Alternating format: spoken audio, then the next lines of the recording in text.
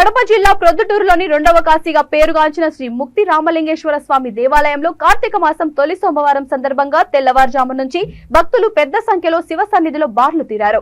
మహిళలు ఎంతో నిష్ఠతో కార్తీక దీపాలు వెలిగించి స్వామివారికి పూజలు చేశారు. గర్భాలయంలోని సైతిక లింగానికి ఏకవార రుద్రాభిషేకం, ఉత్సవ మూర్తులకు అభిషేకం, రుద్రహోమం నిర్వహించారు. భక్తులకు అన్ని రకాల ఏర్పాట్లు చేశామని ఆలయ కమిటీ సభ్యులు తెలిపారు.